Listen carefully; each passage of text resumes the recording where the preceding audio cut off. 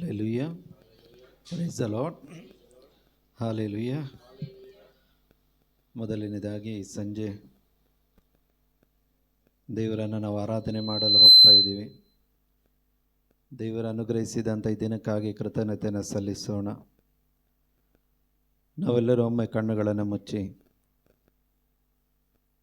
ದೇವರ ವಾಕ್ಯ ಹೇಳುತ್ತದೆ, ನಾವು ಉಳಿದಿರುವುದು ದೇವರ ಕರುಣೆಯಿಂದ ಎಂಬುದಾಗಿ. ಆ ದೇವರ ಕೃಪಾವರಗಳಿಗೆ ಕೊನೆಯಿಲ್ಲ ಎಂಬುದಾಗಿ ದೇವರ ವಾಕ್ಯ ಹೇಳುತ್ತದೆ. ಪ್ರಿಯರೇ,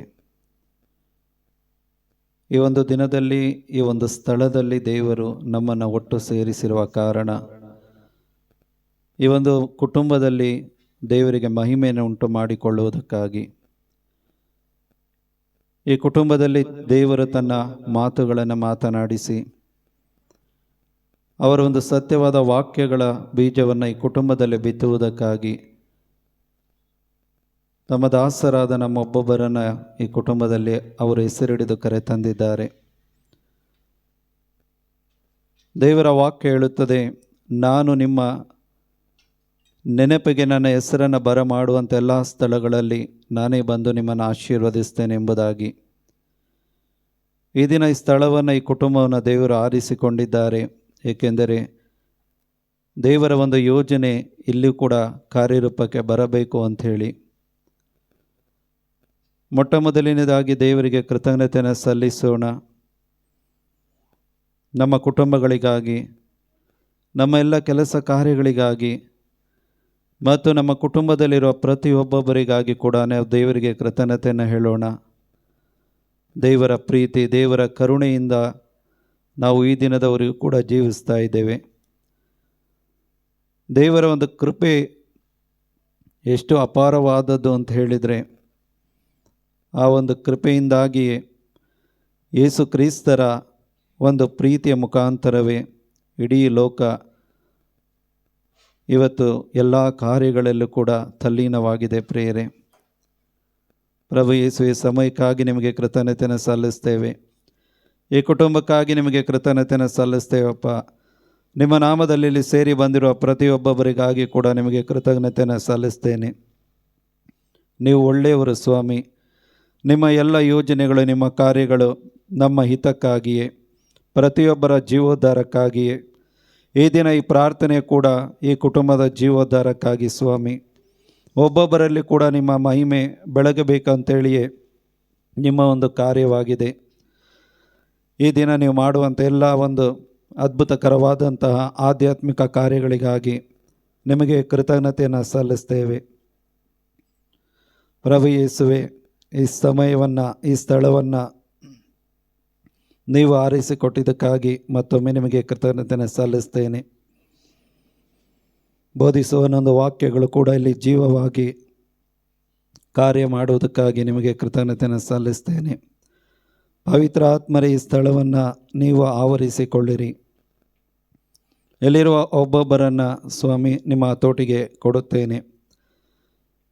ಈ ಮನೆಯಲ್ಲಿ ನೀವು ಕಾರ್ಯ ಮಾಡುವಾಗ ಎಲ್ಲ ಆಧ್ಯಾತ್ಮಿಕವಾದ ಕಾರ್ಯಗಳನ್ನು ಮತ್ತು ನಿಮ್ಮ ಒಂದು ದೇವರ ಪ್ರೀತಿಯನ್ನು, ಕೃಪೆಯನ್ನು ನಾವು ಒಬ್ಬೊಬ್ಬರು ಕೂಡ ಅನುಭವಿಸುವವರಾಗ್ತೇವೆ. ಪವಿತ್ರ ಆತ್ಮರೇ, ಸಹಾಯ ಮಾಡಿರಿ, ನಮ್ಮೊಬ್ಬೊಬ್ಬರನ್ನು ನಡೆಸಿರಿ.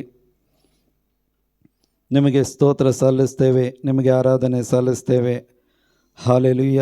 ಸ್ತೋತ್ರ ಯೇಸುವೆ. Hallelujah, hallelujah, hallelujah, hallelujah, hallelujah, hallelujah, hallelujah, hallelujah, hallelujah, hallelujah, hallelujah, hallelujah, hallelujah. ಸ್ತೋತ್ರ, ಸ್ತೋತ್ರ, ಸ್ತೋತ್ರಪ್ಪ. ವಂದನೆ, ವಂದನೆ, ವಂದನೆ, ವಂದನೆ. ಆರಾಧನೆ, ಆರಾಧನೆ, ಆರಾಧನೆ, ಆರಾಧನೆ, ಆರಾಧನೆ, ಆರಾಧನೆ. ಸ್ತೋತ್ರ, ಸ್ತೋತ್ರ. Price the lord. ನಾವೊಂದು ವಾಕ್ಯವನ್ನು ಓದಿ ನಂತರ ಸ್ತುತಿ ಸ್ತೋತ್ರವನ್ನು ಮಾಡೋಣ. ಯೋಹಾನರ ಶುಭ ಸಂದೇಶ ಅಧ್ಯಾಯ 3 ವಾಕ್ಯ 16 ಓದೋಣವಾ? ಯೋಹಾನ ಅಧ್ಯಾಯ 3 ವಾಕ್ಯ 16. ದೇವರು ಲೋಕವನ್ನು ಎಷ್ಟಾಗಿ ಪ್ರೀತಿಸಿದರೆಂದರೆ ತಮ್ಮ ಏಕೈಕ ಪುತ್ರನನ್ನೇ ಧಾರೆ ಎರೆದರು. ವಿಶ್ವಾಸವಿಟ್ಟ ಯಾರೂ ನಾಶವಾಗದೆ ಎಲ್ಲರೂ ನಿತ್ಯ ಜೀವವನ್ನು ಪಡೆಯಬೇಕೆಂಬುದೇ ದೇವರ ಉದ್ದೇಶ. Price the Lord. ಇವತ್ತು ಇಡೀ ಲೋಕ ಕ್ರಿಸ್ಮಸ್ ಹಬ್ಬ ಸೆಲೆಬ್ರೇಷನಲ್ಲಿ ಏನಾಗಿದೆ, ಎಲ್ಲರೂ ಕೂಡ ಬ್ಯುಸಿಯಾಗಿದ್ದಾರೆ, ಹೌದಲ್ವಾ? ನಾವು ಎಲ್ಲೇ ಚರ್ಚ್ಗಳ ಹತ್ರ ಹೋದರೂ ಕೂಡ ಕ್ರೈಸ್ತರು ಅಂತೇಳಿ ಕರೆಯಲ್ಪಡುವಂಥ ಮನೆಗಳ ಮುಂದೆ ಹೋದರೆ ಎಲ್ಲ ಒಂದು ರೀತಿಯಾದಂಥ ಬಣ್ಣ ಬಣ್ಣದ ಒಂದು ಲೈಟ್ಗಳನ್ನು ಹಾಕಿ ಏನು ಮಾಡಿದ್ದಾರೆ, ಎಲ್ಲ ತುಂಬ ಒಳ್ಳೆ ರೀತಿಯಾಗಿ ಡೆಕೋರೇಷನನ್ನು ಮಾಡಿಟ್ಟಿದ್ದಾರೆ. Price the lord. ಆದರೆ ಇವತ್ತು ನೋಡಿ, ದೇವರ ವಾಕ್ಯ ಹೇಳುತ್ತೆ, ದೇವರು ಲೋಕವನ್ನು ಪ್ರೀತಿಸಿದರು. ಈ ಲೋಕ ಅಂತ ಹೇಳಿದ್ರೆ ನಾವು ಒಬ್ಬೊಬ್ಬರು ಕೂಡ, ಮನುಷ್ಯನಾದ ಪ್ರತಿಯೊಬ್ಬೊಬ್ಬರನ್ನು ಕೂಡ ದೇವರು ಏನು ಮಾಡಿದ್ದಾರೆ, ತುಂಬ ಪ್ರೀತಿಸ್ತಾ ಇದ್ದಾರಂತೆ. ಅವರ ಪ್ರೀತಿ ಯಾವ ರೀತಿಯಾಗಿದೆ ಅಂತ ಹೇಳಿದ್ರೆ, ತನ್ನ ಏಕೈಕ ಪುತ್ರನಾದ ಯೇಸುವನ್ನು ಈ ಲೋಕಕ್ಕೆ ಧಾರೆ ಎರೆದು ಕೊಟ್ಟರು, ಕಳುಹಿಸಿಕೊಟ್ರು. ಏಕೆ ಅಂತ ಹೇಳಿದ್ರೆ, ಇಡೀ ಮನುಷ್ಯ ಕುಲ ಯಾರಲ್ಲಿ ವಿಶ್ವಾಸವಿಡಬೇಕು? ಯೇಸುವಿನಲ್ಲಿ ಮಾತ್ರ ವಿಶ್ವಾಸವಿಡಬೇಕು. ಯೇಸುವಿನಲ್ಲಿ ವಿಶ್ವಾಸವಿಟ್ಟು ಯೇಸುವಿನಲ್ಲಿ ಇಡೀ ಮಾನವ ಕುಲಕ್ಕೆ ಕೊಡಲ್ಪಟ್ಟಂಥ ಆ ನಿತ್ಯ ಜೀವವನ್ನು ಪ್ರತಿಯೊಬ್ಬರು ಕೂಡ ಪಡೆದುಕೊಳ್ಳಬೇಕು ಅಂತೇಳಿಯೇ ದೇವರ ಉದ್ದೇಶ. ಯೇಸುವನ್ನು ಯಾಕೆ ಲೋಕಕ್ಕೆ ದೇವರು ಕಳಿಸಿಕೊಟ್ರು ಅಂತ ಹೇಳಿದ್ರೆ, ಒಂದೇ ಒಂದು ಕಾರ್ಯಕ್ಕಾಗಿ. ಪ್ರತಿಯೊಂದು ವ್ಯಕ್ತಿ ಕೂಡ ಯೇಸುವಿನಲ್ಲಿ ವಿಶ್ವಾಸವಿಟ್ಟು ಜೀವೋದ್ಧಾರವನ್ನು ಹೊಂದಿಕೊಳ್ಳಬೇಕು. ಇದು ಬಿಟ್ಟರೆ ಬೇರೆ ಯಾವ ಕಾರ್ಯಕ್ಕಾಗಿ ಕೂಡ ಯೇಸುವನ್ನು ಈ ಲೋಕಕ್ಕೆ ಕಳಿಸಿಕೊಡಲಿಲ್ಲ ಅವರು. ಈಗ ನೋಡಿ, ಈ ಕ್ರಿಸ್ಮಸ್ಸಲ್ಲಿ ಈ ಗಿಫ್ಟ್ಗಳನ್ನು ಎಕ್ಸ್ಚೇಂಜ್ ಮಾಡ್ತಾರೆ, ಹೌದಲ್ವಾ? ಈ ಗಿಫ್ಟ್ಗಳನ್ನು ಕೊಡುವವರು ಅವ್ರಿಗೆ ಏನು ಇಷ್ಟ ಅಂಥೇಳಿ ಅವ್ರಿಗೆ ಅರ್ಥ ಆದಾಗ ಏನು ಮಾಡ್ತಾರೆ, ಅದಕ್ಕಾಗಿ ಅದು ಎಷ್ಟೇ ಒಂದು ದುಡ್ಡು ಖರ್ಚಾದರೂ ಸರಿ, ಅದು ಎಷ್ಟೇ ಒಂದು ದೂರ ಇದ್ದರೂ ಸರಿ, ಅದನ್ನು ಹೋಗಿ ಏನು ಮಾಡ್ತಾರೆ, ಅದನ್ನು ಪರ್ಚೇಸ್ ಮಾಡಿ ತಂದು ಅದನ್ನು ಒಳ್ಳೆ ರೀತಿಯಾಗಿ ಪ್ಯಾಕ್ ಮಾಡಿ ಅದನ್ನು ಏನು ಮಾಡ್ತಾರೆ, ಆ ಸಮಯ ಬಂದಾಗ ಗಿಫ್ಟನ್ನು ಕೊಟ್ಟು ಅವರನ್ನು ಸಂತೋಷಪಡಿಸ್ತಾರೆ. ಪ್ರೈಸ್ ದ ಲಾರ್ಡ್, ಹಲ್ಲೆಲೂಯಾ. ಈ ರೀತಿಯಾಗಿ ಒಂದು ವ್ಯಕ್ತಿ ಏನು ಮಾಡ್ತಾನೆ, ಇನ್ನೊಂದು ವ್ಯಕ್ತಿಯೊಡನೆ ತನ್ನ ಒಂದು ಸಂತೋಷವನ್ನು ವ್ಯಕ್ತಪಡಿಸ್ತಾನೆ, ಹಂಚಿಕೊಳ್ಳುತ್ತಾನೆ. ಆದರೆ ಇವತ್ತು ದೇವರು ಇಡೀ ಮನುಷ್ಯ ಕುಲಕ್ಕೆ ಒಂದು ದೊಡ್ಡ ಗಿಫ್ಟನ್ನು ಕೊಟ್ಟಿದ್ದಾರೆ. ಆ ಗಿಫ್ಟ್ ಯಾರಪ್ಪ ಅಂತ ಹೇಳಿದ್ರೆ ಯೇಸು ಕ್ರಿಸ್ತರು.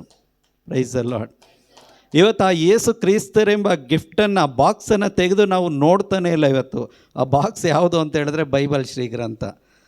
ಇವತ್ತು ಈ ಬೈಬಲ್ ಶ್ರೀಗ್ರಂಥ ಏನು ಗಿಫ್ಟಾಗಿ ದೇವರು ನಮಗೆ ಕೊಟ್ಟಿದ್ದಾರೆ, ಈ ಬಾಕ್ಸಲ್ಲಿ ಯಾರಪ್ಪ ಇದ್ದಾರೆ ಅಂತ ಹೇಳಿದ್ರೆ ಆ ಹುಡುಗರೇ ಗಿಫ್ಟು, ಯೇಸು ಕ್ರಿಸ್ತರಿದ್ದಾರೆ.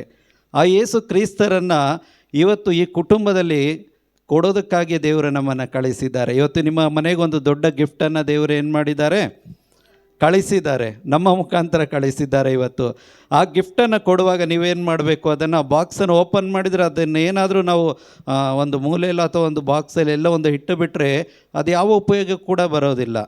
ಇವತ್ತು ಬೈಬಲ್ ಅದೇ ರೀತಿ ಆಗಿರುವಂಥದ್ದು. ನಾವು ಆ ಬೈಬಲ್ ವಾಕ್ಯಗಳನ್ನು ತೆಗೆದು ಓದದೆ ಹೋದರೆ ಆ ಒಂದು ಗಿಫ್ಟ್ ಯಾವ ರೀತಿಯಾಗಿ ನಮ್ಮ ಲೈಫಲ್ಲಿ ಯೂಸ್ ಆಗಲ್ವೋ ಅದೇ ರೀತಿಯಾಗಿ ಯೇಸು ಕೂಡ ನಮ್ಮ ಲೈಫಲ್ಲಿ ಏನಾಗೋದಿಲ್ಲ, ಅವರು ಯೂಸ್ಗೆ ಬರೋದೇ ಇಲ್ಲ, ಅವರು ಉಪಯೋಗಕ್ಕೆ ಬರೋದೇ ಇಲ್ಲ ಯೇಸು ಕ್ರಿಸ್ತರು.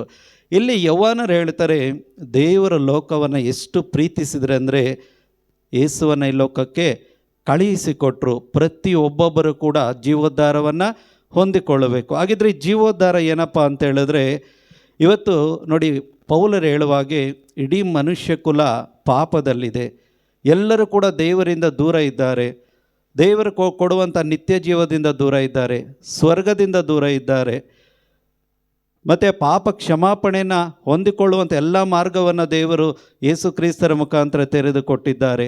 ಈ ಸತ್ಯಗಳನ್ನು ತಿಳಿಯದೆ ಇವತ್ತು ನಾವೇನು ಮಾಡ್ತಾ ಇದ್ದೀವಿ, ಕ್ರಿಸ್ಮಸ್ಸನ್ನು ಎಲ್ಲರೂ ಕೂಡ ಆಚರಣೆಯನ್ನು ಮಾಡ್ತಾನೆ ಇದ್ದೀವಿ. Price the Lord, hallelujah, hallelujah. Christmas ಅಂತ ಹೇಳಿದ್ರೆ ಶುಭ ಸಂದೇಶ. ಆ ಶುಭ ಸಂದೇಶ ಏನಪ್ಪ ಅಂತ ಹೇಳಿದ್ರೆ, ಇಡೀ ಮಾನವ ಕುಲಕ್ಕೆ ಇವತ್ತು ಪಾಪ ವಿಮೋಚನೆಯ ಒಂದು ಕಾರ್ಯವನ್ನು ದೇವರು ಕ್ರಿಸ್ತ ಯೇಸುವಿನ ಮುಖಾಂತರ ಮಾಡಿಕೊಟ್ಟಿದ್ದಾರೆ. ಇವತ್ತು ಈ ಸತ್ಯವನ್ನು ಯಾರು ತಿಳಿದುಕೊಳ್ತಾರಲ್ವ, ಈ ಸತ್ಯವನ್ನು ತಿಳಿದುಕೊಂಡು ಯೇಸುವಿನಲ್ಲಿ ವಿಶ್ವಾಸಕ್ಕೆ ಬರ್ತಾರೆ ನೋಡಿ, ಅವರ ಜೀವಿತದಲ್ಲಿ ನಿಜವಾದ ಕ್ರಿಸ್ಮಸನ್ನು ನಾವು ನೋಡ್ಬೋದು. Price the Lord, hallelujah. ಇವತ್ತು ನೋಡಿ, ಆ ಗಿಫ್ಟನ್ನು ದೇವರ ಲೋಕಕ್ಕೆ ತನ್ನ ಮಗನ ರೂಪದಲ್ಲಿ ಕಳುಹಿಸಿಕೊಟ್ರು. ಆ ಪ್ರೀತಿಯ ಒಂದು ಗುಣ ಏನು ಅಂತೇಳಿ ದೇವರು ಈ ಲೋಕಕ್ಕೆ ವ್ಯಕ್ತಪಡಿಸಿದ್ದಾರೆ. ನಾನು ಆಗಲೇ ಹೇಳಿದಾಗೆ ನಮ್ಮ ಒಂದು ಪ್ರೀತಿಯನ್ನು ಈ ಗಿಫ್ಟ್ಗಳನ್ನು ಕೊಟ್ಟು ಎಕ್ಸ್ಚೇಂಜ್ ಮಾಡಿ ನಾವು ಆ ಒಂದು ಗುಣವನ್ನು ನಾವು ವ್ಯಕ್ತಪಡಿಸ್ತೀವಿ, ಆ ಪ್ರೀತಿಯ ಗುಣವನ್ನು. ಇಲ್ಲಿ ದೇವರು ತನ್ನ ಮಗನಾದ ಯೇಸುವನ್ನು ಈ ಲೋಕಕ್ಕೆ ಕಳುಹಿಸಿಕೊಟ್ರು. ಯಾಕೆ ಅಂತೇಳಿದ್ರೆ ಇಡೀ ಲೋಕ ಇವತ್ತು ರಕ್ಷಣೆಗೆ ಬರಬೇಕು ಅಂತೇಳಿದ್ರೆ ಯೇಸು ಇವತ್ತು ಮಾರ್ಗ, ಜೀವ, ಸತ್ಯ. ಇವರನ್ನು ಬಿಟ್ಟರೆ ಬೇರೆ ಯಾವುದೇ ಒಂದು ಶಾರ್ಟ್ಕಟ್ಟಿಂದ ಯಾರ ಹತ್ರ ಬರೋದಕ್ಕಾಗಲ್ಲ, ದೇವರ ಹತ್ರ ಬರೋದಕ್ಕೆ ಸಾಧ್ಯವೇ ಇಲ್ಲ. ಅದಕ್ಕೆ ಯೇಸು ಹೇಳಿದ್ದು ನಾನೇ ಮಾರ್ಗ, ನಾನೇ ಜೀವ, ನಾನೇ ಸತ್ಯ. ಹಾಗಿದ್ದರೆ ಯೇಸು ಎಲ್ಲಿಗೆ ಮಾರ್ಗ? ಸ್ವರ್ಗಕ್ಕೆ, ಹೌದಲ್ವಾ? Price the lord. ಹಾಗಿದ್ರೆ ಸತ್ಯ ಏನು? ಯೇಸು ಬಿಟ್ಟರೆ ಬೇರೆ ಯಾವ ದೇವರುಗಳು, ಯಾವ ವ್ಯಕ್ತಿಗಳು ಕೂಡ ನಮ್ಮನ್ನು ದೇವರ ಬಳಿಗೆ ಕರೆದುಕೊಂಡು ಹೋಗೋದಕ್ಕೆ ಸಾಧ್ಯ ಇಲ್ಲವೇ ಇಲ್ಲ. Price the Lord, hallelujah. ಹಾಗಿದ್ರೆ ಯೇಸು ಹೇಳ್ತಾರೆ ನಾನೇ ಜೀವ. ಆ ಜೀವ ಏನಪ್ಪ ಅಂತ ಹೇಳಿದ್ರೆ, ಈ ಲೋಕದ ಒಂದು ಜೀವನ ಮುಗಿದ ನಂತರ ನಮಗೆ ಇನ್ನೊಂದು ಜೀವನ ಇದೆ, ಅದು ಸ್ವರ್ಗದಲ್ಲಿ. ಆ ಜೀವನವನ್ನು ಕೊಡುವವರು ಯಾರಾಗಿದ್ದಾರೆ? ಸ್ವತಃ ಯೇಸು ಕ್ರಿಸ್ತರಾಗಿದ್ದಾರೆ. ಇದೇ ಯೌವನರು ತಮ್ಮ ಮೊದಲ ಪತ್ರಿಕೆಯನ್ನು ಬರೀಬೇಕಾದ್ರೆ 1 ಯೋಹಾನ 4ನೇ ಅಧ್ಯಾಯ ವಾಕ್ಯ 9-10ರಲ್ಲಿ ಇನ್ನೂ ಸ್ಪಷ್ಟವಾಗಿ ಇಲ್ಲಿ ಹೇಳ್ತಾರೆ ನೋಡಿ. ಯೇಸು ಕ್ರಿಸ್ತರನ್ನು ದೇವರು ಈ ಲೋಕಕ್ಕೆ ಕಳುಹಿಸಿಕೊಟ್ರು. ಯಾಕೆ ಅಂತ ಹೇಳಿದ್ರೆ ದೇವರನ್ನು ನಂಬುವವರು, ಯೇಸುವನ್ನು ನಂಬುವವರು ನಿಜವಾಗಲೂ ಕೂಡ ಇವತ್ತು ಅವರು ಮೋಸ ಹೋಗೋದಿಲ್ಲ ಅಂಥೇಳಿ ಇಲ್ಲಿ ಯೌವನರು ಹೇಳ್ತಾರೆ. 9-10 ಓದೋಣವಾ? 4ನೇ ಅಧ್ಯಾಯ 9ನೇ ವಾಕ್ಯ 10ನೇ ವಾಕ್ಯ ನೋಡಿ. ದೇವರು ತಮ್ಮ ಏಕೈಕ ಪುತ್ರನ ಮುಖಾಂತರ ಯಾರು ಸಜೀವ ಪಡೆದುಕೊಳ್ಳಬೇಕೀಗ? ಯಾರು ಜೀವ ಪಡೆದುಕೊಳ್ಳಬೇಕು? ನಾನು ಅಂತೇಳಿ ಹೇಳಬೇಕು. ಈಗ ನೋಡಿ, ಅವ್ರು ಹೇಳಿದ್ರೆ ನಾನು ಅಂತ ಹೇಳಿದ್ರೆ ಅದು ಅವ್ರಿಗಾಯಿತು. ಇವತ್ತು ನಾನು ನನಗಂತೇಳಿ ಪರ್ಸ್ನಲಾಗಿ ತೊಗೊಂಡಾಗ ಅದು ಯಾರಿಗಾಯಿತು? ನನಗೆ ಆಯಿತು, ಹೌದಲ್ವಾ? ಈಗ ಹೊಟ್ಟೆ ಹಸಿದ್ರೆ ಯಾರು ಊಟ ಮಾಡಬೇಕು? ಚಿನ್ನಮ್ಮ ಇಲ್ಲಿದ್ದಾರೆ. ಚಿನ್ನಮ್ಮ ನೀನು ಊಟ ತಿನ್ನೋನು, ನನ್ನ ಹೊಟ್ಟೆ ತುಂಬುತ್ತೆ ಅಂದರೆ ಆಗುತ್ತಾ? ಯಾರು ತಿನ್ನಬೇಕು? ಈಗ ನನಗೆ ಹೊಟ್ಟೆ ಹಸಿತಾ ಇದೆ, ಹೌದಲ್ವಾ? ಹಾಗಿದ್ರೆ ಈಗ ನನಗೆ ನಿತ್ಯ ಜೀವ ಬೇಕು, ಪರಲೋಕ ಬೇಕು. ಈಗ ಅದು ಬೇಕು ಅಂದರೆ ಮೊದಲು ನನಗೆ ಪಾಪ ಏನಾಗಬೇಕು? ಆ ಪಾಪದ ಅರಿವು ನನಗೆ ಬರಬೇಕು. ಆ ಪಾಪ ಯಾರ ಮುಖಾಂತರ ನನಗೆ ನಿವಾರಣೆ ಆಗುತ್ತೆ, ಈ ಎಲ್ಲ ಸತ್ಯಗಳು ನನಗೆ ಅರ್ಥ ಆಗಬೇಕು. Price the lord. ಈಗ ಯೇಸು ಕ್ರಿಸ್ತರನ್ನು ಈ ಲೋಕಕ್ಕೆ ದೇವರು ಯಾಕೆ ಕಳುಹಿಸಿಕೊಟ್ರು ಅಂತ ಹೇಳಿದ್ರೆ, ಯಾರೆಲ್ಲ ಯೇಸುವಿನಲ್ಲಿ ವಿಶ್ವಾಸವಿಟ್ಟು ಬರ್ತಾರೋ ಅವರ ಪಾಪಗಳನ್ನು ನಿವಾರಣೆ ಮಾಡುವುದಕ್ಕಾಗಿ, ಕ್ಷಮಿಸುವುದಕ್ಕಾಗಿ. ದೇವರಿಗೂ ಮತ್ತು ಮನುಷ್ಯನಿಗೂ ಮಧ್ಯದಲ್ಲಿದ್ದಂತಹ ಆ ಒಂದು ಶತ್ರುತ್ವವನ್ನು ತೆಗೆದುಹಾಕಿ ಮತ್ತೆ ದೇವರ ಮತ್ತು ಮನುಷ್ಯನ ಮಧ್ಯದಲ್ಲಿ ಒಂದು ಒಳ್ಳೆಯ ಸಂಬಂಧವನ್ನು ಏರ್ಪಡಿಸುವುದಕ್ಕಾಗಿ ಯೇಸು ಈ ಲೋಕದಲ್ಲಿ ಮನುಷ್ಯರಾಗಿ ಹುಟ್ಟಿ ಬಂದಿದ್ದು. Price the lord. ನೋಡಿ, ಗೋದಲೆಯಲ್ಲಿ ಅವರು ಮನುಷ್ಯರಾಗಿ, ದೀನನಾಗಿ, ಬಡವನಾಗಿ ಯಾಕೆ ಹುಟ್ಟಿ ಬಂದರು ಅಂತ ಹೇಳಿದ್ರೆ, ಹಳೆ ಒಡಂಬಡಿಕೆಯಲ್ಲಿ ನಾವು ಓದುವಾಗ ದೇವರನ್ನು ಯಾರೂ ಕೂಡ ಮುಖಾಮುಖಿಯಾಗಿ ನೋಡೋಕ್ಕಾಗ್ತಾ ಇರಲಿಲ್ಲ. ದೇವರ ಜೊತೆಯಲ್ಲಿ ಯಾರೂ ಕೂಡ ಜೀವಿಸೋದಕ್ಕಾಗ್ತಾ ಇರಲಿಲ್ಲ. ಆದ್ದರಿಂದಲೇ ದೇವರು ಯೇಸುವನ್ನು ಯಾವ ರೀತಿಯಾಗಿ ಕಳುಹಿಸಿಕೊಟ್ರು ಅಂತ ಹೇಳಿದ್ರೆ, ಒಂದು ಸ್ತ್ರೀಯ ಒಳಗಡೆ ಅವರು ಏನಾಗಬೇಕು? ಫಿಟ್ ಆಗಬೇಕು. ಅವರನ್ನು ಆ ಒಂದು ಲೆವೆಲ್ಗೆ ಏನು ಮಾಡಿದ್ರು? ದೇವರು ತಗ್ಗಿಸಿ ಕಳಿಸಿದರು.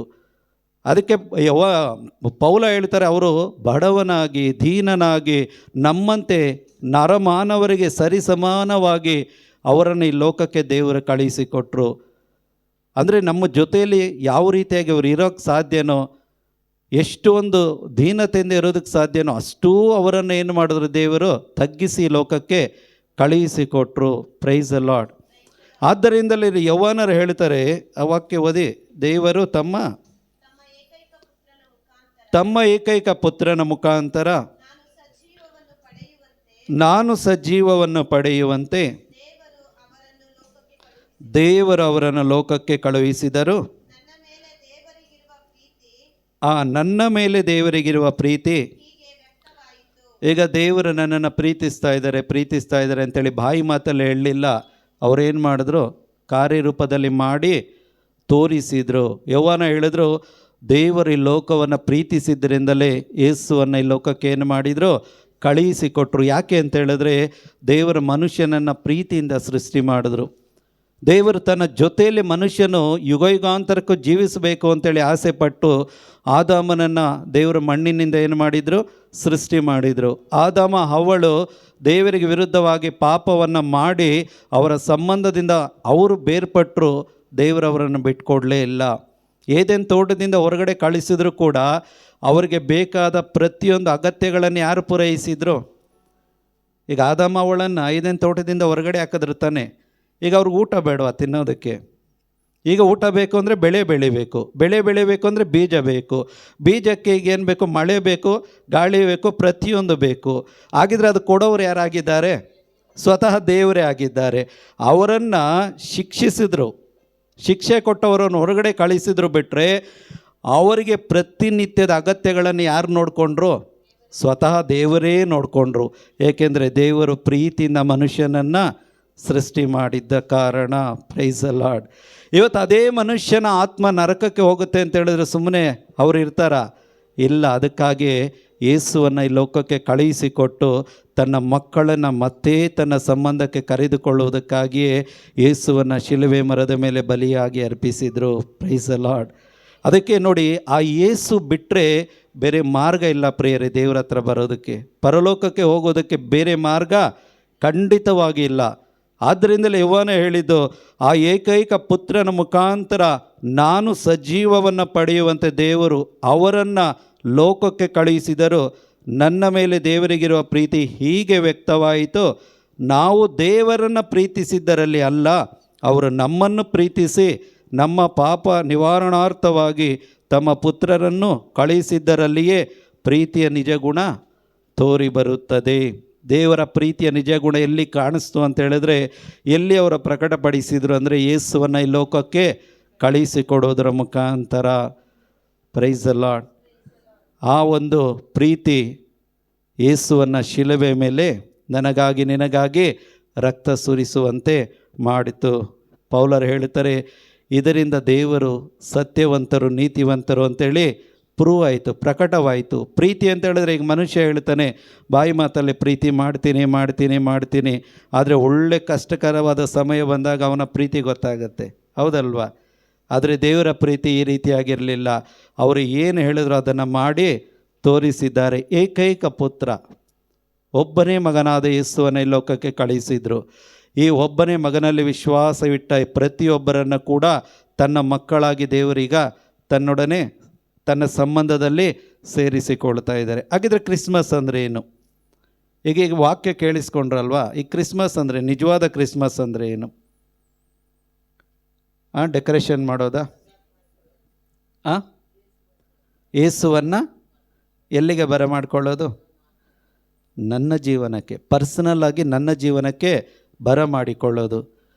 ಇವತ್ತು ನೋಡಿ, ಮನೆಯಲ್ಲಿ ಯಾರಿಗಾದ್ರೂ ಬರ್ತ್ಡೇಗಳಾದರೆ ಒಳ್ಳೆ ಸೆಲೆಬ್ರೇಷನನ್ನು ಮಾಡ್ತೀವಿ, ಒಳ್ಳೆ ಬಟ್ಟೆಗಳನ್ನು ಹಾಕ್ಕೊಳ್ತೀವಿ, ಊಟ ತಿಂಡಿಗಳನ್ನು ಪ್ರಿಪೇರ್ ಮಾಡ್ತೀವಿ, ಎಲ್ಲವನ್ನು ಮಾಡ್ತೀವಿ, ಒಳ್ಳೆಯದದು ಮಾಡಿ. ಆದರೆ ಏನಕ್ಕೆ ಮಾಡ್ತಾಯಿದ್ದೀವಿ ಎಂಬ ಒಂದು ಸತ್ಯದ ಅರಿವು ನಮಗೆ ಇರಬೇಕು. Price the lord. Hallelujah, hallelujah.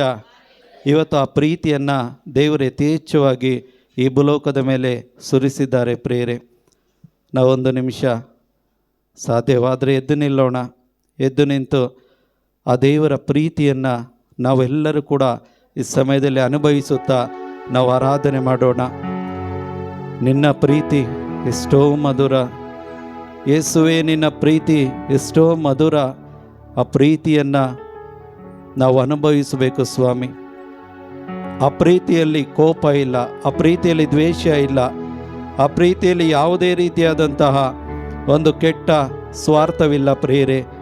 ಆ ಪ್ರೀತಿ ನಿಸ್ವಾರ್ಥತೆಯಿಂದ ತುಂಬಿದಂಥ ಪ್ರೀತಿ.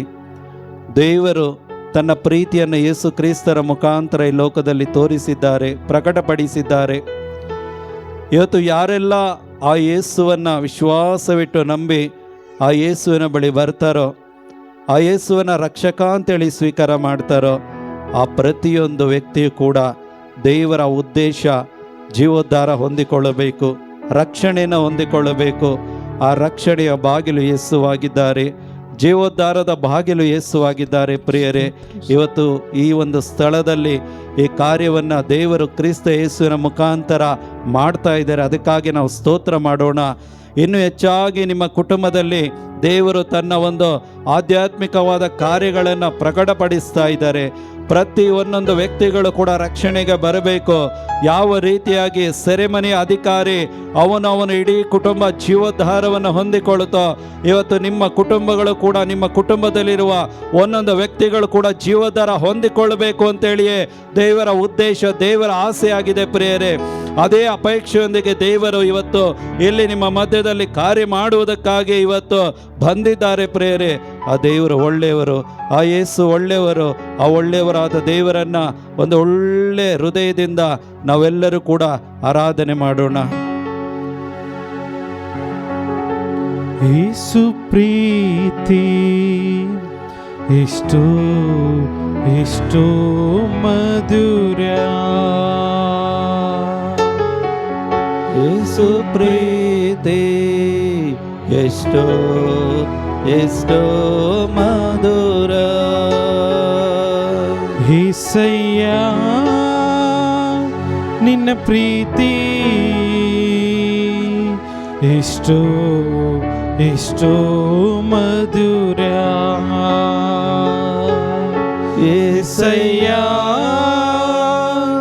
ನಿನ್ನ ಪ್ರೀತಿ ಎಷ್ಟೋ ಎಷ್ಟೋ ಮಧುರ.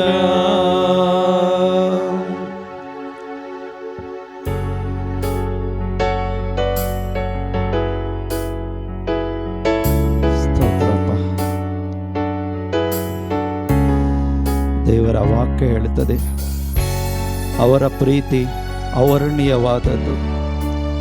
ಆ ಪ್ರೀತಿಯನ್ನು ಯಾರೂ ವರ್ಣಿಸಲು ಸಾಧ್ಯವಿಲ್ಲ. ಆ ಪ್ರೀತಿ ಲೋಕದ ಪ್ರೀತಿ ಅಂತಲ್ಲ.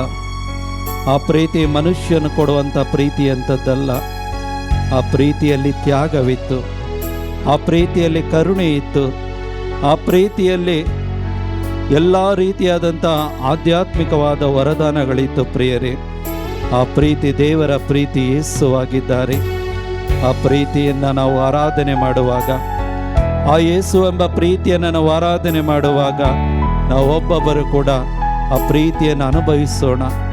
ಆ ಪ್ರೀತಿಯನ್ನು ಅನುಭವಿಸಿ ನಾವು ಆರಾಧನೆ ಮಾಡೋಣ.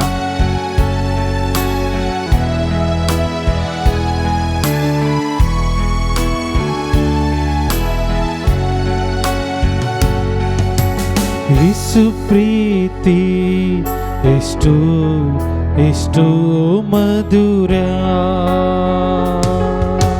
ಯೇಸು ಪ್ರೀತಿ ಎಷ್ಟೋ ಎಷ್ಟೋ ಮಧುರ. ಯೇಸು ಪ್ರೀತಿ ಎಷ್ಟೋ ಎಷ್ಟೋ ಮಧುರ. ಯೇಸು ಪ್ರೀತಿ ಎಷ್ಟೋ ಎಷ್ಟೋ ಮಧುರ. యేసయ్య ನಿನ್ನ ಪ್ರೀತಿ ಎಷ್ಟೋ ಎಷ್ಟೋ ಮಧುರ. యేసయ్య ನಿನ್ನ ಪ್ರೀತಿ ಎಷ್ಟೋ ಎಷ್ಟೋ ಮಧುರ. యేసయ్య ನಿನ್ನ ಪ್ರೀತಿ ಎಷ್ಟೋ ಎಷ್ಟೋ ಮಧುರ. యేసయ్య ನಿನ್ನ ಪ್ರೀತಿ ಎಷ್ಟೋ ಎಷ್ಟೋ ಮಧುರ. ಯೇಸು ಪ್ರೀತಿ ಎಷ್ಟೋ ಎಷ್ಟೋ ಮಧುರ. ಯೇಸು ಪ್ರೀತಿ ಎಷ್ಟೋ ಎಷ್ಟೋ ಮಧುರ. ನಿರ್ಮಲವಾದದ್ದು ಆ ಯೇಸು ಪ್ರೀತಿ, ಶಾಶ್ವತವಾದದ್ದು ಆ ಯೇಸು ಪ್ರೀತಿ, ನನ್ನನ್ನು ಬದಲಾಯಿಸಿದ್ದು ಆ ಯೇಸು ಪ್ರೀತಿ, ನಿತ್ಯ ಕಾಲವಿರುವುದು ಆ ಯೇಸು ಪ್ರೀತಿ. ಪ್ರಿಯರೇ, ಯೇಸು ಪ್ರೀತಿಯನ್ನು ಅನುಭವಿಸುವವನು ಪಾಪವನ್ನು ಮಾಡುವುದಿಲ್ಲ. ಏಕೆಂದರೆ ಯೇಸುವಿನ ಪ್ರೀತಿ ಪರಿಶುದ್ಧವಾದದ್ದು ಪ್ರೀತಿ. ಆ ಯೇಸುವಿನ ಪ್ರೀತಿಯಲ್ಲಿ ಕ್ಷಮೆ ಇದೆ, ಆ ಯೇಸುವಿನ ಪ್ರೀತಿಯಲ್ಲಿ ದಯೆ ಇದೆ, ಕರುಣೆ ಇದೆ, ಪ್ರಾರ್ಥಿಸುವಂಥ ಮನೋಭಾವನೆ ಯೇಸುವಿನ ಪ್ರೀತಿಯಲ್ಲಿದೆ. ಯೇಸು ಹೇಳಿದರು, ನಾನು ಈ ಲೋಕಕ್ಕೆ ಬಂದದ್ದಾದರೂ ಜೀವ ಕೊಡುವುದಕ್ಕಾಗಿ, ನಾನು ಬಂದದ್ದಾದರೂ ಈ ಲೋಕಕ್ಕೆ ಜೀವವನ್ನು ಕೊಡುವುದಕ್ಕಾಗಿ, ಅದು ಯಥೇಚ್ಛವಾಗಿ ಕೊಡುವುದಕ್ಕಾಗಿ. ಯೇಸು ಸ್ವಾಮಿ ಮತ್ತೊಂದು ಸ್ಥಳದಲ್ಲಿ ಹೇಳಿದರು, ಈ ಲೋಕ ಕೊಡುವಂತೆ ನಿಮಗೆ ನಾನು ಶಾಂತಿ ಸಮಾಧಾನವನ್ನು ಕೊಡುವುದಿಲ್ಲ, ನನ್ನ ಶಾಂತಿ ಸಮಾಧಾನವಾದರೂ ಶಾಶ್ವತವಾಗಿ ನಿಮ್ಮೊಡನೆ ಇರುವುದಕ್ಕಾಗಿ ಕೊಡ್ತಾ ಇದ್ದೀನಿ ಎಂಬುದಾಗಿ ಯೇಸು ಹೇಳಿದರು. ಪ್ರೇರೆ, ಈ ಪ್ರೀತಿಯನ್ನು ಯಾರು ಅನುಭವಿಸ್ತಾರೋ ಅವರು ಪಾಪ ಮಾಡುವುದಕ್ಕೆ ಇಷ್ಟಪಡುವುದಿಲ್ಲ. ಹಳೆಯ ಜೀವನಕ್ಕೆ, ಪಾಪದ ಜೀವನಕ್ಕೆ ಅವರು ಸತ್ತು ಹೋಗ್ತಾರೆ. ಅವರಲ್ಲಿ ಯೇಸು ಹುಟ್ಟುವುದರಿಂದ ಈ ಒಂದು ಕ್ರಿಸ್ಮಸ್ ಅಂದರೆ ಯೇಸು ಯಾರ ಹೃದಯದಲ್ಲಿ ಹುಟ್ಟುತ್ತಾರೋ ಅಂಥವನ ಹೃದಯ ಪರಿಶುದ್ಧವಾದ ಹೃದಯವಾಗಿ ಮಾರ್ಪಡುತ್ತೆ. ಅಂಥವನ ದೇಹ ದೇವರ ಆಲಯಗಳಾಗಿ ಮಾರ್ಪಡುತ್ತೆ. ಅವರಲ್ಲಿ ದೇವರ ಮಹಿಮೆ ಬೆಳಗುವಂಥ ಕಾರ್ಯಗಳು ಮಾತ್ರ ಆಗುತ್ತೆ. ಪ್ರಿಯರೇ, ಈ ಲೋಕಕ್ಕೆ ಸಂಬಂಧಪಟ್ಟ, ಈ ಶರೀರಕ್ಕೆ ಸಂಬಂಧಪಟ್ಟ ಯಾವುದೇ ಕಾರ್ಯಗಳಲ್ಲಿ ಅಂಥ ವ್ಯಕ್ತಿ ಆಸಕ್ತಿಯನ್ನು ಇಡುವುದೇ ಇಲ್ಲ. ಯಾರ ಹೃದಯದಲ್ಲಿ ಯೇಸು ಹುಟ್ಟಿ ಬರ್ತಾರೋ ಆ ವ್ಯಕ್ತಿ ಯಾವಾಗಲೂ ದೇವರಿಗೆ ಮಹಿಮೆ ಉಂಟಾಗುವ ಕಾರ್ಯಗಳನ್ನು ಮಾತ್ರ ಮಾಡುವುದರಲ್ಲಿ ಆಸಕ್ತಿಯನ್ನು ತೋರಿಸ್ತಾನೆ. ಇವತ್ತು ನಾವು ಒಬ್ಬೊಬ್ಬರು ಕೂಡ ಆ ಪ್ರೀತಿಯನ್ನು ಅನುಭವಿಸುತ್ತಾ ಇರೋದ್ರಿಂದಲೇ ನಾವು ಬದಲಾವಣೆ ಆಗಿದ್ದೇವೆ. ಈ ಬದಲಾವಣೆ ನಮ್ಮಿಂದ ಆದದ್ದಲ್ಲ, ಯೇಸು ಕ್ರಿಸ್ತರಲ್ಲಿ ವಿಶ್ವಾಸವಿಟ್ಟು ಆ ಪ್ರೀತಿಯನ್ನು ಅನುಭವಿಸಿದ್ದರಿಂದಲೇ ನಾವು ಒಬ್ಬೊಬ್ಬರು ಕೂಡ ಬದಲಾವಣೆ ಆಗಿದ್ದೇವೆ. ನಮ್ಮ ಆತ್ಮದಲ್ಲಿ ಬದಲಾವಣೆಯನ್ನು ನೋಡ್ತಾ ಇದ್ದೇವೆ, ನಮ್ಮ ಸ್ವಭಾವಗಳಲ್ಲಿ ಬದಲಾವಣೆಯನ್ನು ನೋಡ್ತಾ ಇದ್ದೇವೆ. ನಾವು ಆ ದೇವರ ಪ್ರೀತಿಯನ್ನು ಅನುಭವಿಸ್ತಾ ಇದ್ದೇವೆ. ಪ್ರಿಯರೇ, ಇದಕ್ಕಾಗಿ ದೇವರಿಗೆ ಕೃತಜ್ಞತೆಯನ್ನು ಹೇಳೋಣ.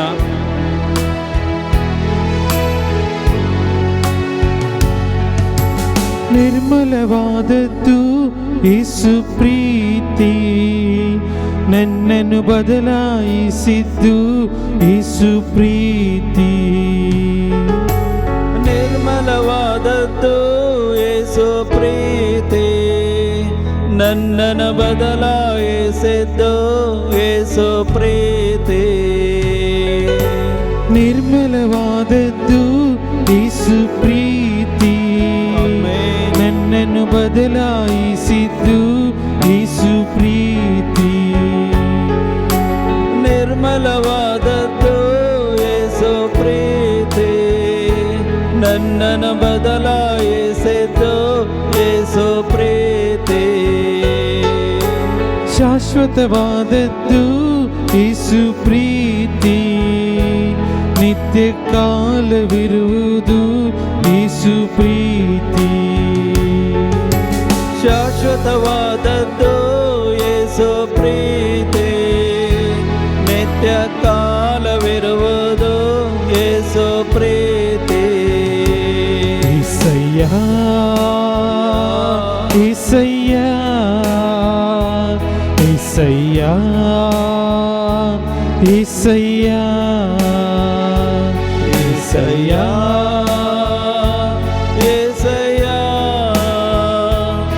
ಏಸಯ್ಯ ಏಸಯ್ಯ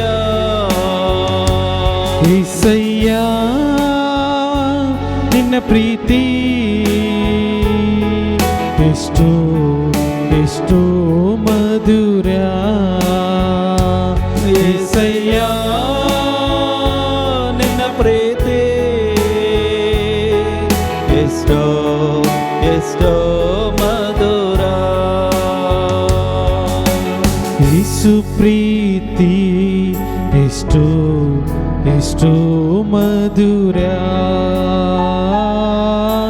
ಯೇಸು ಪ್ರೀತಿ ಎಷ್ಟೋ ಎಷ್ಟೋ ಮಧುರ.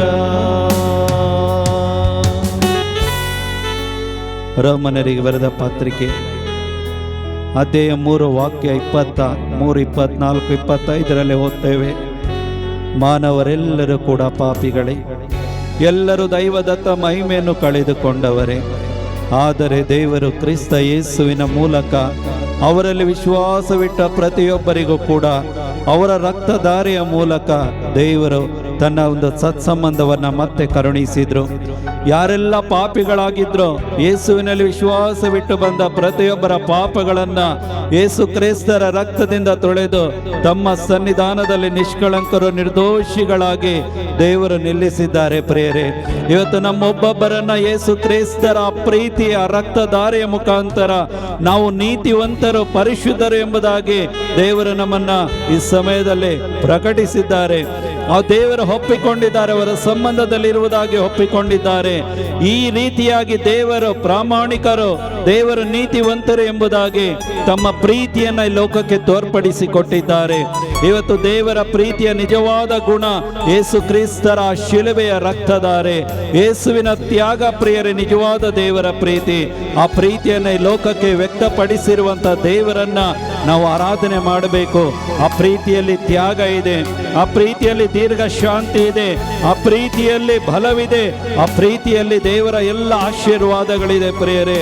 2 ಪೇತ್ರ 3ನೇ ಅಧ್ಯಾಯ 9ನೇ ವಾಕ್ಯ ಹೇಳುತ್ತೆ, ಇವತ್ತು ಯಾರೆಲ್ಲ ಇನ್ನು ಬದಲಾವಣೆ ಆಗ್ಲಿಲ್ವೋ, ಯಾರೆಲ್ಲ ಈ ಪ್ರೀತಿಯನ್ನು ಅನುಭವಿಸ್ತಾ ಇಲ್ವೋ, ಯಾರೆಲ್ಲ ಪಾಪ ವಿಮೋಚನೆಯನ್ನು ಹೊಂದಿಕೊಳ್ಳಲಿಲ್ವೋ, ನಿಮ್ಮ ಒಬ್ಬೊಬ್ಬರಿಗಾಗಿ ಯೇಸು ದೀರ್ಘ ಶಾಂತಿಯಿಂದ, ಸಹನೆಯಿಂದ, ಯಾರೊಬ್ಬರು ನಾಶವಾಗಬಾರದು ಅಂತೇಳಿ, ಎಲ್ಲರೂ ಜೀವೋದ್ಧಾರ ಹೊಂದಿಕೊಳ್ಳಬೇಕು ಅಂತೇಳಿ ಯೇಸು ಇಂದಿಗೂ ಕಾಯ್ತಾ ಇದ್ದಾರೆ. ಇವತ್ತು ಈ ಕುಟುಂಬಕ್ಕಾಗಿ ಕಾಯ್ತಾ ಇದ್ದಾರೆ. ಈ ಕುಟುಂಬದಲ್ಲಿರುವ ಒಬ್ಬೊಬ್ಬರಿಗಾಗಿ ಯೇಸು ಇವತ್ತು ಸಹನೆ ಉಳ್ಳವರಾಗಿ ಇವತ್ತು ನಿಮ್ಮೊಬ್ಬೊಬ್ಬರಿಗಾಗಿ ಕಾಯ್ತಾ ಇದ್ದಾರೆ. ನೀವು ಯಾರೂ ಕೂಡ ನಾಶವಾಗಿ ಹೋಗಬಾರದು, ಯಾರೂ ಕೂಡ ನರಕಕ್ಕೆ ಹೋಗಬಾರದು ಅಂತೇಳಿಯೇ 2000 ವರ್ಷಗಳ ಹಿಂದೆ ಯೇಸು ಈ ಲೋಕಕ್ಕೆ ಮರಳಿ ಬರ್ತೀನಿ ಅಂತೇಳಿ ಏನೇ ಹೇಳಿದ್ರು, ಅವರು ಯಾಕೆ ಇವತ್ತು ವಿಳಂಬ ಮಾಡ್ತಾ ಇಲ್ಲ? ಇವತ್ತು ಅವರು ಸಹನೆಯಿಂದ ಇದ್ದಾರೆ, ಸೈರಿಸಿಕೊಳ್ತಾ ಇದ್ದಾರೆ. ನಾವು ಒಬ್ಬೊಬ್ಬರು ಕೂಡ ಜೀವೋದ್ಧಾರ ಹೊಂದಿಕೊಳ್ಳಬೇಕು, ಎಲ್ಲರೂ ರಕ್ಷಣೆಗೆ ಬರಬೇಕು ಅಂತೇಳಿ ಯೇಸು ಕಾಯ್ತಾ ಇದ್ದಾರೆ. ಇದೇ ಆ ಪ್ರೀತಿ, ಆ ಪ್ರೀತಿಯಲ್ಲಿ ತ್ಯಾಗ ಇದೆ, ಆ ಪ್ರೀತಿಯಲ್ಲಿ ಬಲವಿದೆ ಪ್ರಿಯರೇ. ಇವತ್ತು ಆ ಪ್ರೀತಿಯನ್ನು ನಾವೆಲ್ಲರೂ ಕೂಡ ಅನುಭವಿಸಿ ಆರಾಧನೆ ಮಾಡೋಣ.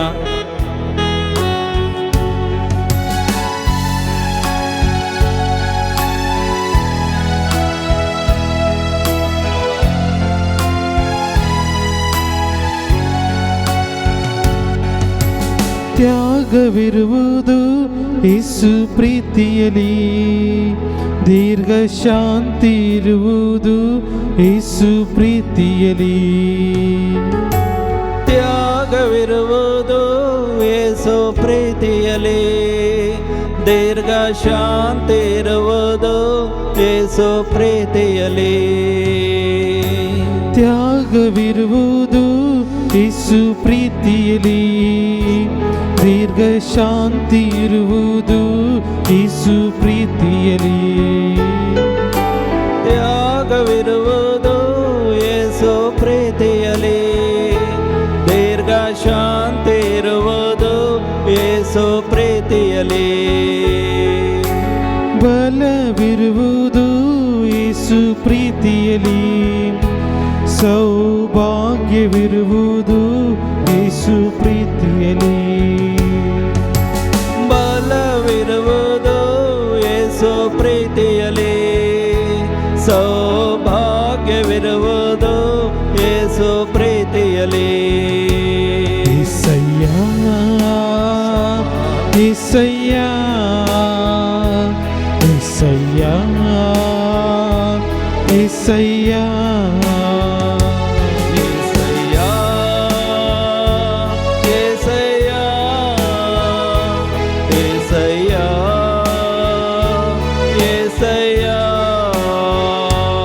యేసయ్య ನಿನ್ನ ಪ್ರೀತಿ ಎಷ್ಟೋ ಎಷ್ಟೋ ಮಧುರ. యేసయ్య ನಿನ್ನ ಪ್ರೀತಿ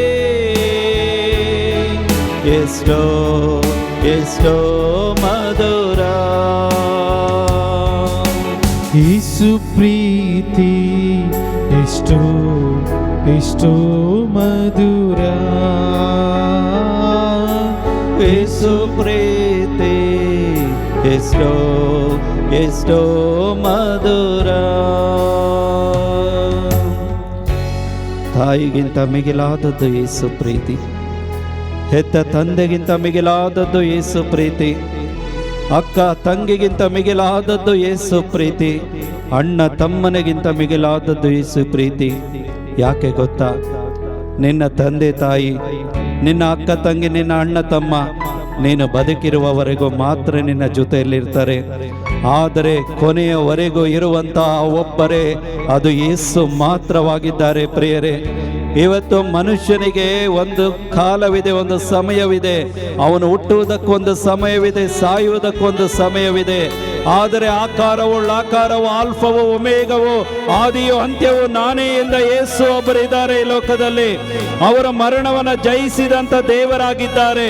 ಅವರು ಇಡೀ ಲೋಕದಲ್ಲಿ ವಿಶ್ವಾಸವಿಟ್ಟ ಪ್ರತಿಯೊಬ್ಬರಿಗೂ ಕೂಡ ನಿತ್ಯ ಜೀವವನ್ನು ಕೊಡುವ ದೇವರಾಗಿದ್ದಾರೆ. ಆ ಯೇಸು ಎತ್ತ ತಾಯಿ ಮರೆತರು ನಾನು ನಿನ್ನನ್ನು ಮರೆಯುವುದಿಲ್ಲ ಎಂದ ಯೇಸು ನಮ್ಮೊಡನೆ ಸದಾ ಇರುವುದಾಗಿ ವಾಗ್ದಾನ ಮಾಡಿದ್ದಾರೆ ಪ್ರಿಯರೇ. ಆ ವಾಗ್ದಾನ ನಮ್ಮ ಜೀವಿತದಲ್ಲಿ ನೆರವೇರಬೇಕು. ಅದು ಸ್ವರ್ಗದಲ್ಲಿ ನಿತ್ಯ ಜೀವವನ್ನು ಹೊಂದಿಕೊಂಡು ಅದು ಪರಿಪೂರ್ಣವಾಗ್ತದೆ ಪ್ರಿಯರೇ. ಯೇಸು ಬರ್ತಾರೆ, ಯೇಸುವಿನ ದಿನ ಬಂದೇ ಬರುತ್ತದೆ. ಅವರು ಮತ್ತೆ ಈ ಲೋಕದ ಮೇಲೆ ಮರಳಿ ಬಂದೇ ಬರ್ತಾರೆ ಪ್ರಿಯರೇ. 2000 ವರ್ಷಗಳ ಹಿಂದೆ ಮಗುವಾಗಿ ಗೋದಲೆಯಲ್ಲಿ ಜನಿಸಿದ ಯೇಸು ಇನ್ನು ಮುಂದೆ ಬರುವವರು ಮಗುವಾಗಿ ಲೋಕದಲ್ಲಿ ಹುಟ್ಟಿ ಬರುವುದಿಲ್ಲ.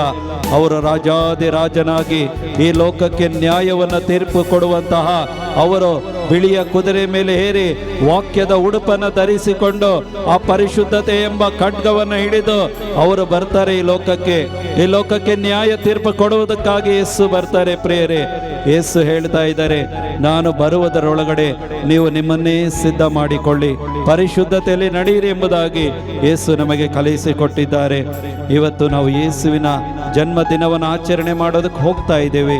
ಆ ಜನ್ಮದಿನ ಯಾಕೆ, ಯೇಸು ಯಾಕೆ ಲೋಕದಲ್ಲಿ ಹುಟ್ಟಿ ಬಂದರು? ಹಾಗಿದ್ರೆ ಅವರ ಒಂದು ಪರ್ಪಸ್ ಏನು, ಉದ್ದೇಶ ಏನು ನಮಗೆ ಅರ್ಥವಾಗಬೇಕು. ಉದ್ದೇಶವಿಲ್ಲದೆ ದೇವರ ಯೇಸುವನ್ನೇ ಲೋಕಕ್ಕೆ ಕಳಿಸಲಿಲ್ಲ. ಉದ್ದೇಶವಿಲ್ಲದೆ ಯೇಸು ಶಿಲುಬೆ ಮೇಲೆ ತನ್ನ ರಕ್ತವನ್ನು ಸುರಿಸಲಿಲ್ಲ.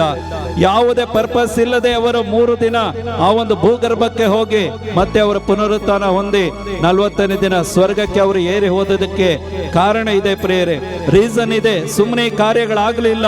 ಇವತ್ತು ಸಾಕ್ಷಿಯಾಗಿ ಲೋಕದ ಮೇಲೆ ಎಲ್ಲ ಒಂದು ಕಾರ್ಯಗಳು ಇವತ್ತು ನಮ್ಮ ಕಣ್ಮುಂದೆ ಇದೆ ಪ್ರಿಯರೇ. ಆ ತಾಯಿಗಿಂತಲೂ ಹೆಚ್ಚಾಗಿ ಪ್ರೀತಿ ಮಾಡುವಂತ ದೇವರು ಒಬ್ಬರಿದ್ದಾರೆ, ಆ ಯೇಸುವಾಗಿದ್ದಾರೆ. ಇವತ್ತು ಆ ಯೇಸುವಿನ ಪ್ರೀತಿಯನ್ನು ನೀವು ಅನುಭವಿಸಿ ಸತ್ಯವನ್ನು ತಿಳಿದುಕೊಳ್ಳಿ.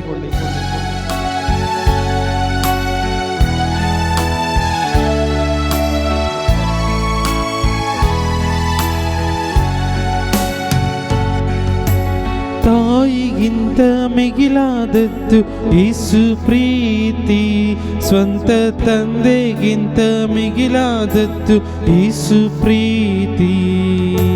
ತಾಯಿಗಿಂತ ಮಿಗಿಲಾದದ್ದು ಯೇಸು ಪ್ರೀತಿ, ಸ್ವಂತ ತಂದೆಗಿಂತ ಮಿಗಿಲಾದದ್ದು ಯೇಸು ಪ್ರೀತಿ. ಹೆತ್ತ ತಾಯಿಗಿಂತ ಮಿಗಿಲಾದದ್ದು ಯೇಸು ಪ್ರೀತಿ, ಸ್ವಂತ ತಂದೆಗಿಂತ ಮಿಗಿಲಾದದ್ದು ಯೇಸು ಪ್ರೀತಿ. ಹೆತ್ತ ತಾಯಿಗಿಂತ ಮಿಗಿಲಾದದ್ದು ಯೇಸು ಪ್ರೀತಿ, ಸ್ವಂತ ತಂದೆಗಿಂತ ಮಿಗಿಲಾದದ್ದು ಯೇಸು ಪ್ರೀತಿ. ಅಕ್ಕ ತಂಗಿಗಿಂತ ಮಿಗಿಲಾದದ್ದು ಯೇಸು ಪ್ರೀತಿ, ಅಣ್ಣ ತಮ್ಮನಿಗಿಂತ ಮಿಗಿಲಾದದ್ದು ಯೇಸು ಪ್ರೀತಿ. ಅಕ್ಕ ತಂಗಿಗಿಂತ ಮಿಗಿಲಾದದ್ದು ಯೇಸು ಪ್ರೀತಿ, ಅಣ್ಣ ತಮ್ಮನಿಗಿಂತ ಮಿಗಿಲಾದದ್ದು ಯೇಸು ಪ್ರೀತಿ.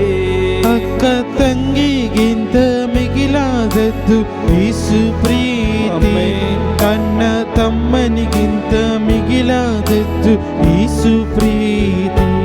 ಅಕ್ಕ ತಂಗಿಗಿಂತ ಮಿಗಿಲಾದದ್ದು ಯೇಸು ಪ್ರೀತಿ, ಅಣ್ಣ ತಮ್ಮನಿಗಿಂತ ಮಿಗಿಲಾದದ್ದು ಯೇಸು ಪ್ರೀತಿ. ಏಸಯ್ಯ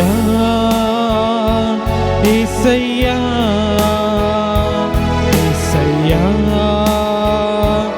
ಏಸಯ್ಯ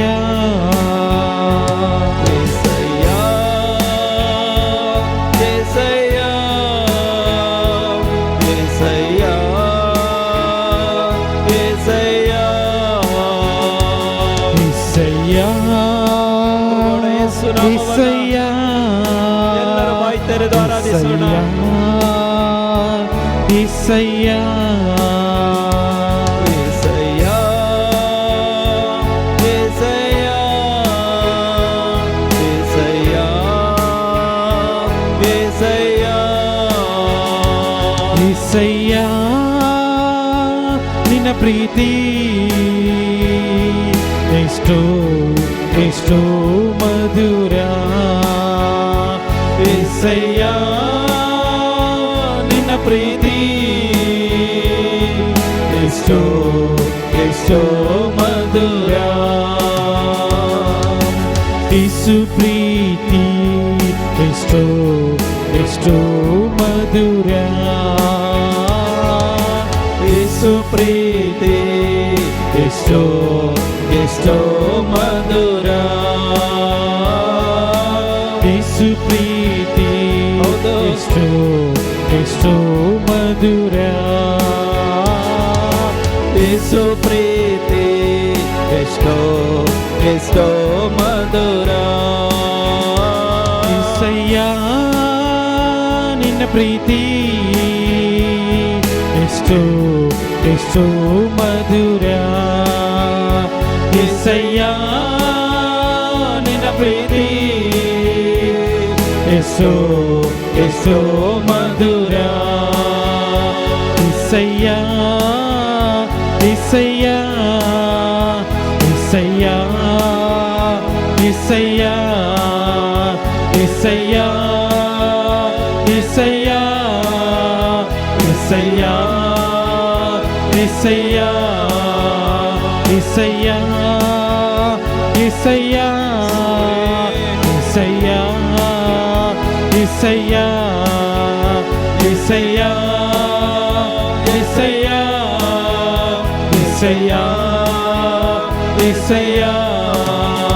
హల్లెలూయా హల్లెలూయా హల్లెలూయా హల్లెలూయా హల్లెలూయా హల్లెలూయా హల్లెలూయా హల్లెలూయా. ದೇವರಾತ್ಮ ನನ್ನ ಮೇಲಿದೆ, ನನ್ನ ದೇಹ ದೇವರಾಲಯ. ದೇವರಾತ್ಮ ನನ್ನ ಮೇಲಿದೆ, ನನ್ನ ದೇಹ ದೇವರಾಲಯ. ನೀನೇ ನನ್ನ ಜೀವದೇವ, ನೀನೇ ನನ್ನ ಪ್ರಾಣದೇವ.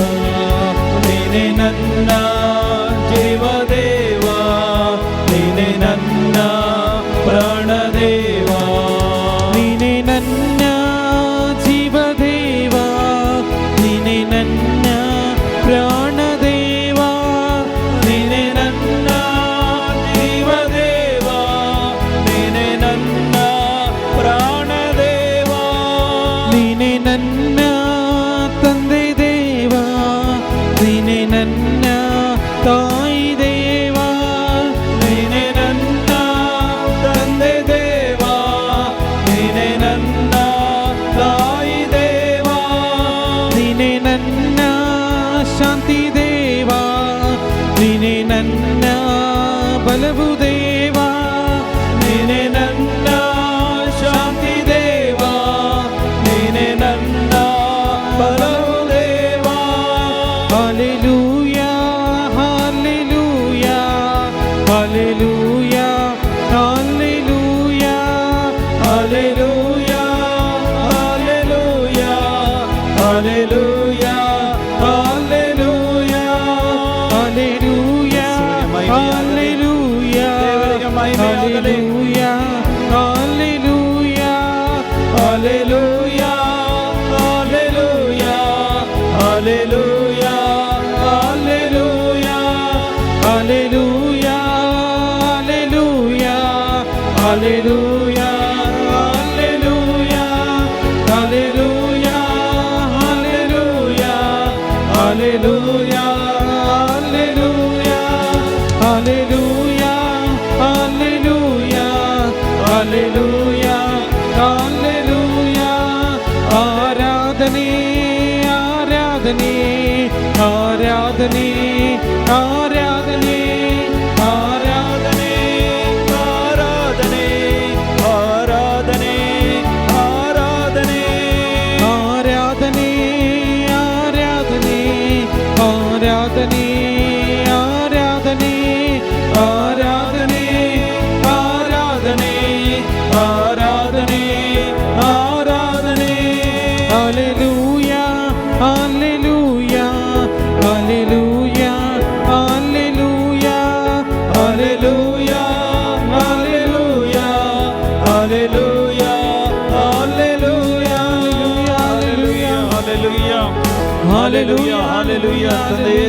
ಸ್ತೋತ್ರ ಯೇಸುವೇ ಸ್ತೋತ್ರ. ಪರಿಶುದ್ಧಾತ್ಮರೇ ಸ್ತೋತ್ರ. ಈ ಸಮಯಕ್ಕಾಗಿ ಸ್ತೋತ್ರ, ಈ ಕುಟುಂಬಕ್ಕಾಗಿ ಸ್ತೋತ್ರಪ್ಪ. ಈ ಕುಟುಂಬದಲ್ಲಿ ವಾಸಿಸುವ ಪ್ರತಿಯೊಂದು ವ್ಯಕ್ತಿಗಳಿಗಾಗಿ ಸ್ತೋತ್ರಪ್ಪ. ಈ ದಿನ ನೀವು ಆಧ್ಯಾತ್ಮಿಕವಾಗಿ ಮಾಡುವ ಎಲ್ಲ ಅದ್ಭುತ ಕಾರ್ಯಗಳಿಗಾಗಿ ಸ್ತೋತ್ರ, ಕೊಡುವ ಬಿಡುಗಡೆಗಾಗಿ ಸ್ತೋತ್ರ, ತೋರಿಸುವ ಸತ್ಯ ಮಾರ್ಗಕ್ಕಾಗಿ ಸ್ತೋತ್ರಪ್ಪ. ನೀವು ಮಾಡಿದಂತ ಎಲ್ಲ ಕಾರ್ಯಗಳಿಗಾಗಿ ನಿಮಗೆ ಕೃತಜ್ಞತೆಯನ್ನು ಸಲ್ಲಿಸ್ತೇವೆ, ನಿಮ್ಮನ್ನು ಆರಾಧಿಸ್ತೇವೆ ಸ್ವಾಮಿ. ಹಾಲೆಲೂಯಾ ಹಾಲೆಲೂಯಾ ಹಾಲೆಲೂಯಾ ಹಾಲೆಲೂಯಾ ಹಾಲೆಲೂಯಾ ಹಾಲೆಲೂಯಾ ಹಾಲೆಲೂಯಾ. ಲೋಕನ ಶುಭ ಸಂದೇಶ ಅಧ್ಯಾಯ 1 ವಾಕ್ಯ 22 ಮೇಲ್ಪಟ್ಟ ನಾವು ಓದ್ತೇವೆ. ನಿನ್ನ ಉದರದಲ್ಲಿ ಹುಟ್ಟಿ ಬರುವ ಶಿಶು ಯೇಸು. ಯೇಸು ಎಂದರೆ ತನ್ನ ಜನಗಳನ್ನು ತನ್ನ ಪಾಪಗಳಿಂದ ಬಿಡುಗಡೆ ಮಾಡುವಾತನು.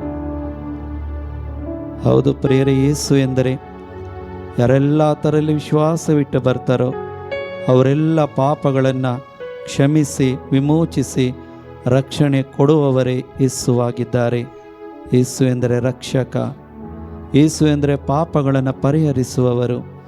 ಆ ಯೇಸು 2000 ವರ್ಷಗಳ ಹಿಂದೆ ನನಗಾಗಿ ನಿನಗಾಗಿ ಹುಟ್ಟಿ ಬಂದಾಯಿತು. ಅವರು ಶಿಲುಬೆ ಮೇಲೆ ನನಗಾಗಿ ನಿನಗಾಗಿ ಪಾಪ ಪರಿಹಾರಕ ಬಲಿಯಾಗಿ ಅರ್ಪಣೆ ಮಾಡಿದ್ದಾಯಿತು. ಇವತ್ತು ಏನಿದ್ರು ಕೂಡ ಯೇಸು ಬರುವುದನ್ನು ನಾವು ಎದುರು ನೋಡಬೇಕು ಪ್ರಿಯರೇ. ಈ ಕಾರ್ಯಕ್ಕಾಗಿ ದೇವರ ಈ ಸಮಯದಲ್ಲಿ ಮಾತನಾಡುವ ಒಂದೊಂದು ವಾಕ್ಯಗಳನ್ನು ನಾವು ಭಕ್ತಿಯಿಂದ ವಿಶ್ವಾಸದಿಂದ ನಾವು ಹೃದಯಗಳನ್ನು ತೆರೆದುಕೊಟ್ಟು ನಾವು ಈ ಸಮಯದಲ್ಲಿ ಧ್ಯಾನಿಸೋಣ.